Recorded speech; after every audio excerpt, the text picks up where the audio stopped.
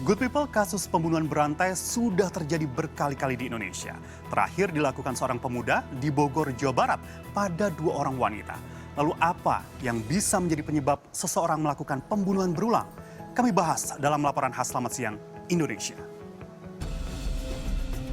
Akhir Februari 2021, aksi pembunuhan berantai terungkap. Berawal dari penemuan mayat korban wanita yang masih berusia 18 tahun di depan sebuah toko bangunan di wilayah Tanah Sareal, Kota Bogor.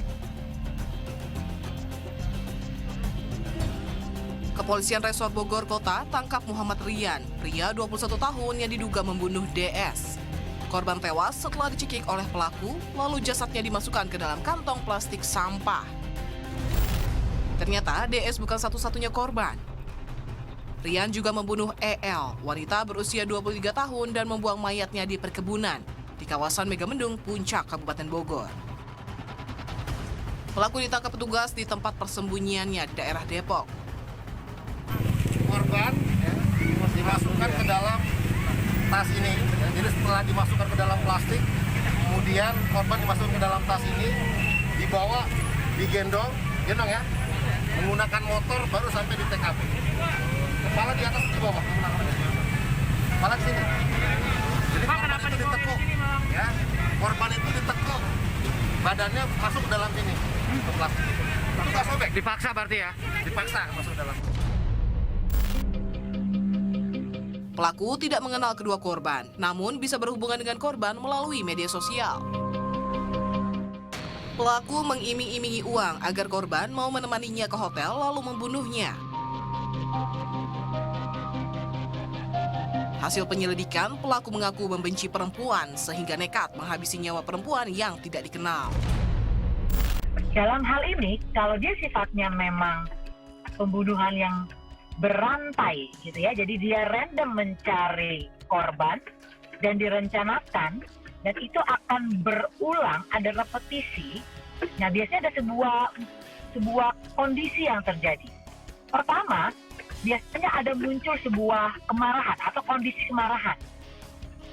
Kemarahan, kebencian yang disertai dengan agresivitas yang tinggi, yang kemudian dilampiaskan kepada korbannya, dan itu berakhir pada kematian dari korban dan akhirnya memunculkan sebuah kepuasan, rasa puas dari pembunuh.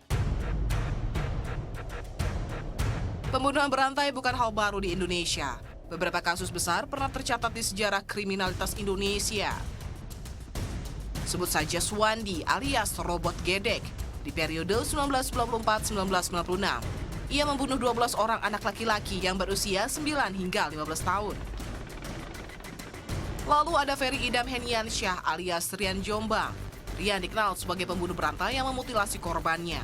Total 11 korban di 2 lokasi yaitu Jakarta dan Jombang.